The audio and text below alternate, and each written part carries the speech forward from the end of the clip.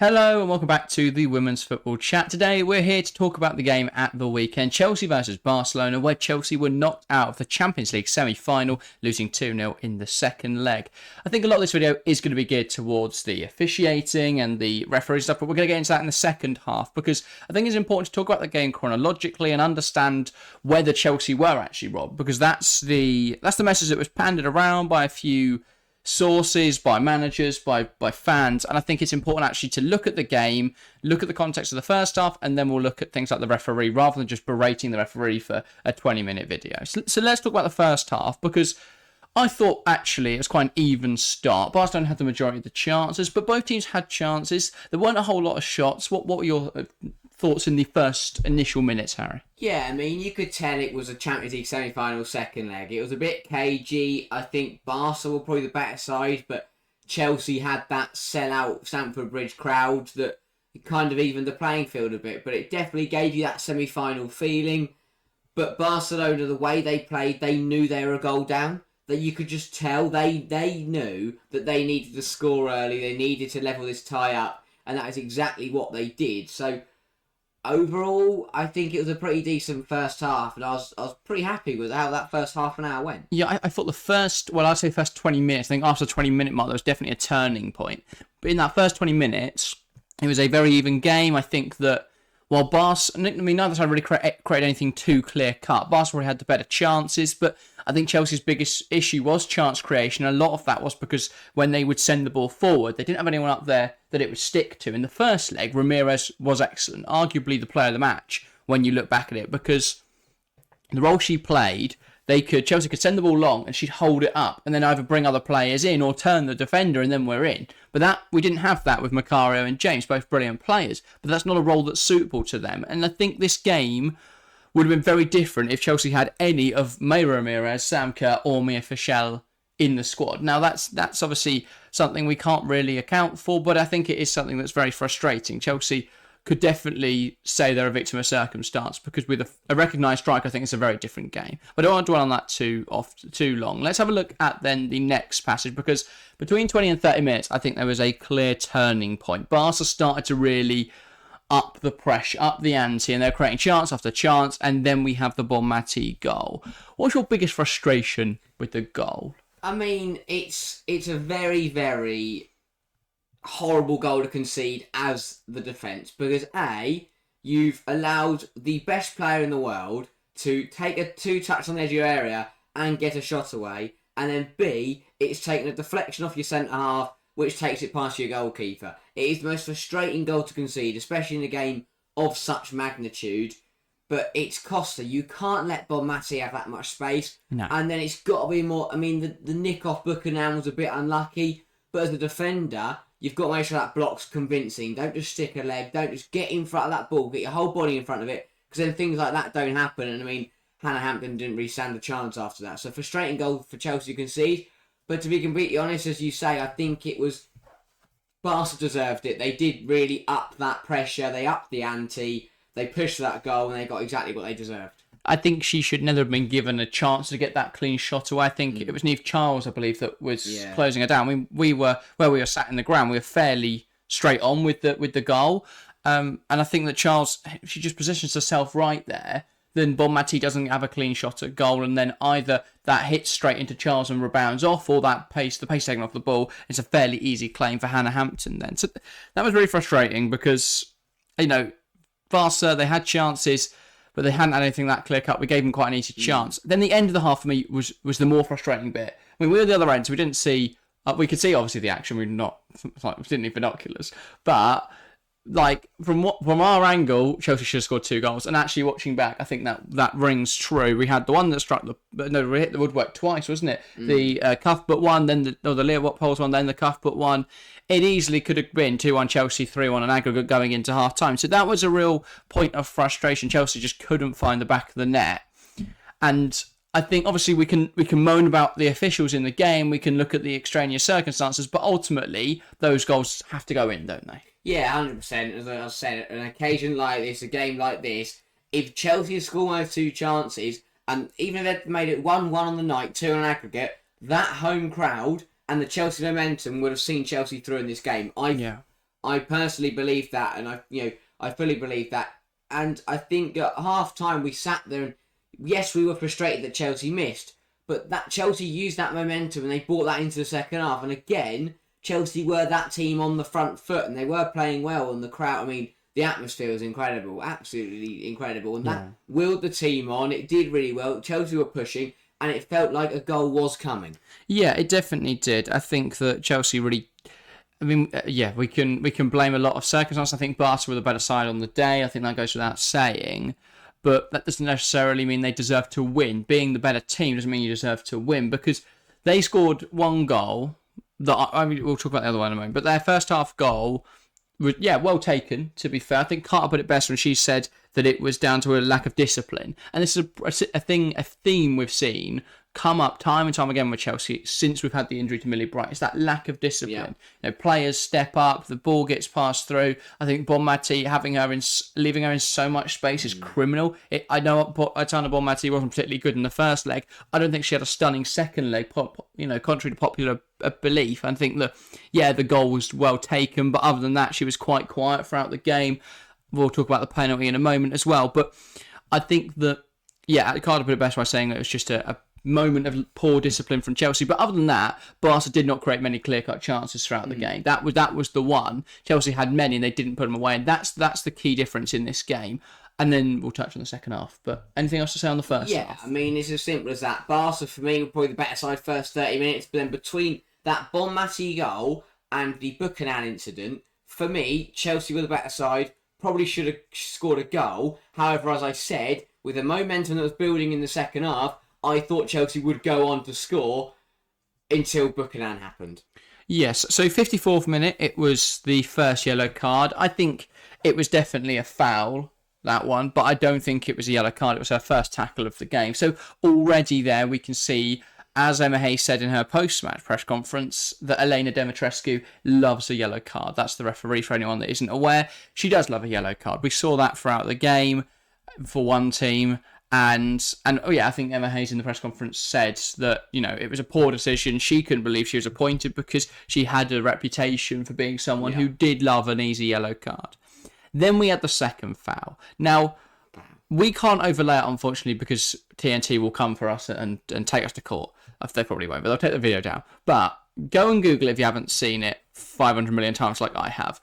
How that's given as a foul, let alone a yellow card and a second yellow card, I just don't get. I just don't understand. And it frustrates me that VAR can't intervene with second yellow cards for no good reason. We've just decided that's a rule. But why?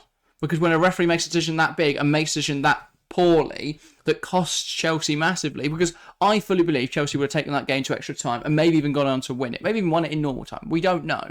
It's impossible to say, but I fully believe Chelsea would have. I think we were the better team after the Bonmati goal. Barca didn't have a whole host of chances. The turning point, the Volta in this match was that second yellow card, and that was a really poor call from Elena Dimitrescu. I could just about get away with it being a foul, but that being a yellow card, it is just awful. That is awful officiating. Because even if you think that is a yellow card tackle, it is a Champions League semi-final.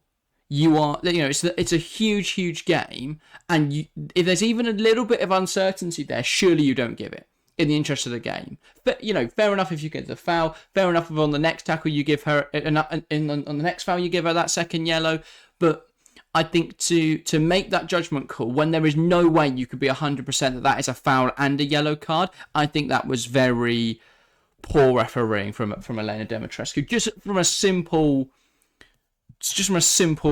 common sense standpoint, I think that to give that was stupid. And when you watch it back, it was an awful decision, and it's very frustrating. VAR couldn't intervene. Yeah, it's one of those. You cannot make that mistake on it in a game like this. You can't make. You'd barely get away with it in any game. That's the kind of thing I'd expect some old Joe to make on a Saturday morning in non-league football. That is a terrible decision to make on this stage of football. To be honest, my best thinking, and I've seen this, kind of passed around a little bit, is that it does feel like the referee perhaps forgot she'd already booked Buchanan. Had already gone to get the card out. Oh, she got that red card out way too quickly. It's inexcusable, really. It's not.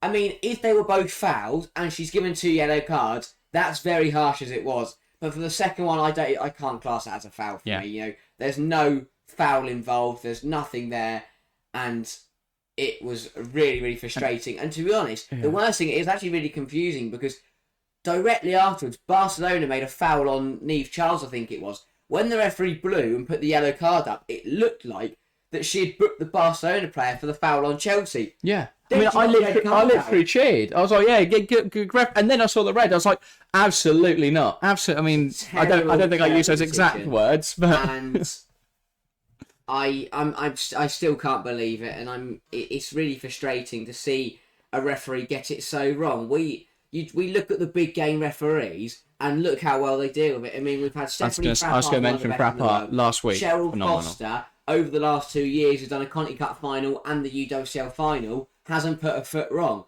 You know, there are several referees in the women's game that are very... Even Emily Heaslip, who loves a yellow card, you know, I don't think she makes this error. Yes, obviously, she sent off Greenwood for 2 stop years in the WSL. Difference is, that was a couple games in the WSL, not a Champions League final semi-leg. It feels like the opposite of the issue we currently have in the men's game, where in the men's game, the Premier League refs are useless and the Champions League refs are all brilliant. But we've seen in the Champions League this season, even with VAR, they're awful. You look at the Real Madrid-Chelsea game from the group stage. No, there isn't. No, but it doesn't matter. Oh, yeah, no. That doesn't matter, mate. There was a penalty given when it was outside the box and a goal disallowed, which was about 10 yards onside. It's a huge problem because obviously, usually most decisions are put down to VAR, but for me, in the women's game, I haven't seen a decision on tight margins that's controversial. All the terrible decisions I made are like Stonewall, or like Niamh Charles against Round in the Champions League was at least 5 yards onside, and I'm not even joking. No. The same game, Fleming's foul was outside the box by a good yard. UWCL in the WSL, West Ham versus Chelsea, she was a good 2 yards onside. Yeah. This game, I mean, God knows how you've seen that and given. And the bigger frustration is that VAR doesn't intervene in that situation, which I find bizarre. And listen, I don't want people to blame VAR for these decisions. I don't want people to, you know, have a go at the technology. This is just plain incompetency. But, I was going to say, the refs have to take accountability. I think that Emma Hayes coining it the worst decision in UEFA Champions League history, I think the Real Madrid game's the only thing that makes me disagree with that statement. But I don't know. I mean, that Buchanan yellow for me was never, not even a foul, let alone a second yellow card. So a lot of frustration there because I truly believe that would change the game. I think Chelsea would have gone on to reach the Champions League final if it went for that moment. Now, we can never say for certain, but I certainly don't think that Barcelona would have scored in that last 30 minutes because if you look at the game, Barca had one more chance in that game. That came from the penalty decision. Now, I think the penalty is a very interesting one because for me, there is definitely contact there. But is it enough for Bonmati to go down the way she does? Probably not. But I think Carter put herself in a position there where she gives the referee enough of a decision to make. It's a bit clumsy. I don't think I'd have as much frustration around the penalty if it wasn't already for the second yellow card 100%. And it wasn't for the fact the only reason there was any space. The only reason that we were ever one-on-one there is because we had 10 players on the field. But I don't think... I think it was a very soft penalty, but I can understand the judgment there. For me, the bigger frustration comes because it's come after the second yellow card. Yeah, I think if you take that instant in the whole game, into the whole game landscape, you knew, and everyone knew, as soon as Bonmati hit the ground, Elena Demetrescu already had the whistle in her mouth. It was that quick. If you isolate the incident, it's one of those. If that happens at the other end, I would be screaming for a Chelsea penalty. And if Chelsea did have 11 players on the pitch, I'd probably look at it and go, fair enough, that's a clumsy one from Carter. But as you say, Chelsea aren't in this position. I don't think Chelsea are in that position if they have 11. And I think the bit that frustrates me about the penalty is even with 10 players, Chelsea could have still held on, and they were. And you never know. Well, yes, Barcelona might have scored, but Chelsea might have gone on. It was just that final nail in the coffin that the fans, for the players, for everyone, I think, at Stamford Bridge, they knew as soon as that penalty went in, it was game over because down to 10 players, already losing, there was no chance Chelsea got that back. Because to be completely honest, I mean, I think after the red card, there was still belief that Chelsea would hold on. Yeah. And if Barcelona scored a perfectly good goal after that, fair enough. But the fact they only won the game due to, obviously I know this is a bit thing, but saying if you take it literally, they won 2-0, take the penalty away, they don't win the game, take the red card away, who knows what happens. Yeah. It was such a messy one, and I'm sure that the referee, she'll probably look back on it and understand that she got it completely wrong, or she won't. Oh, I don't know, the way she was smirking off the penalty. I'm not so sure she will. We've said this in the men's game with refs like Anthony Taylor. It's made that whole game. Now all we can talk about, everything's about her. The whole game is about her and her decisions, and that's what she. It's arrogant refereeing. I don't like that. I really, really don't. Yeah, I think that the calls were really poor, really incompetent. It was a big display of incompetency. However, I think the phrase "you make your own luck" is very suitable in this circumstance because yes, for Barcelona, everything went their way. The penalty, the second yellow card decision, everything went their way, as Amay said actually in the post-match press conference. But Barcelona could build on that luck because they played well in the game. I don't think they deserve to win, in my opinion. I think they played well, but I'm not sure they deserve to win, as Geraldes said. But for me, Barca played well enough that you could. I can understand it, but it's very frustrating from a position from a Chelsea fan's perspective. It's very frustrating that that's the manner we went out. If we go out because we got blown out 4-0 like we did in the last leg, and Barca were incredible when we played them in the Champions League final 2 years ago. Or, in the same sort of circumstances last season where Barcelona were just the better side. Of the bridge. They won that game. Chelsea didn't take their chances. Fair enough. But to lose it in the manner we did, that for me was the kicker. The fact that we were the better team in that game. The fact that Barcelona didn't really create anything clear-cut apart from the chance of Bonmati and apart from the penalty. And the fact I don't really like Aitana Bonmati. But that's a separate issue. But yeah, for me, it's just a frustrating day. Really frustrating day to be a Chelsea fan. But I do think it's going to be a good Champions League final. Lyon-Barcelona, it's a matchup we've seen about 50 times. So for me, it loses that edge, but it still should be a good game. Yeah, I know the decisions were bad, but if you take that phrase of you make your own luck, book an hour and a yellow card, you can't go in like that. You've made. She didn't make any contact. I know, but when you dive in like that on a player or on a card, you're putting that thought in the referee's mind already. And on Carter and Lawrence, if Aitana Bonmati gets the wrong side of you in the penalty area, the last thing you do is put your hands on her. Because she will throw herself on the floor. She is a hypocrite. The decisions were horrific, but Chelsea did put themselves in positions that made the referee make a decision. Yeah. And that is a bit of liability again, and maybe this is a different game if we have someone like Millie Bright in there. But overall, it's a very, very bitter pill to swallow. Chelsea did the hard part, went away to Barcelona and won the game. That was, no one saw that coming. Chelsea did the hard part, and then in front of a sellout crowd, just had to get it right. And unfortunately, it was taken out of their hands, really. It was a really frustrating way to lose. Yeah, I think I have nothing more to add. I'm sure there'll be a bit of conversation, a bit of discourse about this game from you guys. There has already been loads on social media, but keep that going in the comments below. Feel free to give your thoughts. If you think anything we've said in this video is absolutely outrageous or completely spot on, then please feel free to back us up or have a go at us in the comments below. Both are more than welcome. But that's everything from us this week. Congratulations to Barcelona. Congratulations to Olympique Lyon. That was another game. We haven't spoken about that at all, but that was a really good game. If you want to go and watch our reactions, we did, of course, cover it live on Sunday. You can go back and watch 3 hours if you have absolutely nothing going on in your life. But yes, this goes out on the Wednesday, so we will be live tonight covering Chelsea versus Liverpool in the UWCL. Of course, if you are watching later than that, then unfortunately you've missed it. However, we will be live twice, I believe, this Sunday on the women's channel, because in the morning we have Arsenal versus Manchester City, and then we plan on doing Chelsea Bristol City as well on the Sunday evening, so a double header this Sunday. So look out for that. Should be a really exciting weekend. But that's everything from us this week. Any parting comments, Harry? Nope. All right, if you want to keep watching our content, there's going to be a video on screen here, so you can go ahead and click that. But thank you guys very, very much for watching, and we'll see you next time. See ya.